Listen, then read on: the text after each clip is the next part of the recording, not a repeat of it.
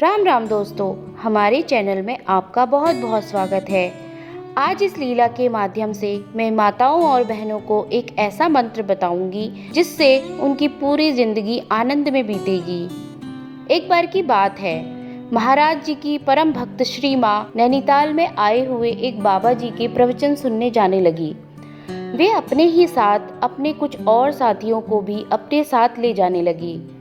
कुछ समय बाद उस बाबा के प्रवचन सुनते सुनते उनको उनके प्रवचनों में काफ़ी रुचि पैदा होने लगी। यह बात बाबा जी अच्छे से जानते थे, परंतु वे तो श्री माँ तथा अन्य भक्त माताओं को उस बाबा का असली रूप बताना चाहते थे। एक दिन बाबा जी ने हंसते हंसते श्री माँ से कहा, श्री माँ, आज तुम अपने बाबा का जूता और लोटा उठा लाना। और कुछ माताओं के मन में संदेह भी पैदा हुआ बाबा जी के लिए कि वो आखिर किसी और बाबा का लोटा और जूता चुराने के लिए क्यों कह रहे हैं, परंतु महाराज जी की लीला को कौन समझ सकता है।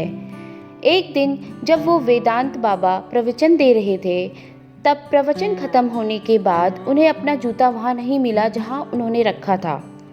वेदांत जी को अप्रत्याशित रूप से क्रोध आने लगा और वे अभी तक सारे संसार को सांसारिक वस्तुओं पर मनुष्य के मोह पर प्रवचन दे रहे थे और अभी अभी अपना जूता खो जाने पर इतना क्रोध करने लगे कि मानो भूचाल आ गया हो।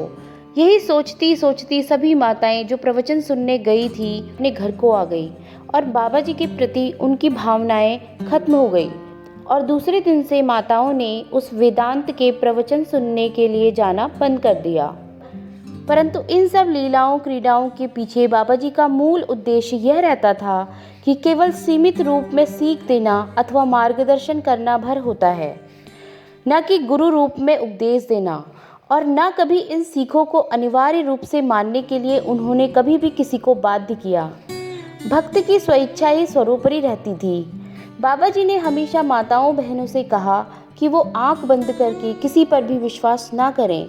वे आंख खोल कर देखें कि कौन क्या कह रहा है और क्या अपने वास्तविक जीवन में भी वो उसी तरीके का आचरण रखता है कि नहीं।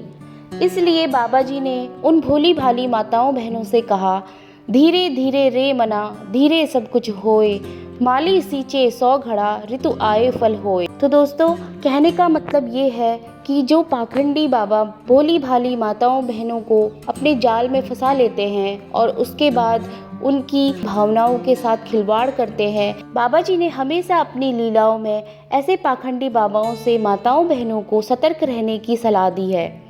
तो दोस्तों, आशा करती हूँ आपको ये वीडियो बहुत अच्छा लगा होगा। ऐसे ही और वीडियोस देखने के लिए चैनल को लाइक व सब्सक्राइब करें ताकि आपको सबसे पहले हमारी वीडियोस के नोटिफिकेशन मिल सके। धन्यवाद।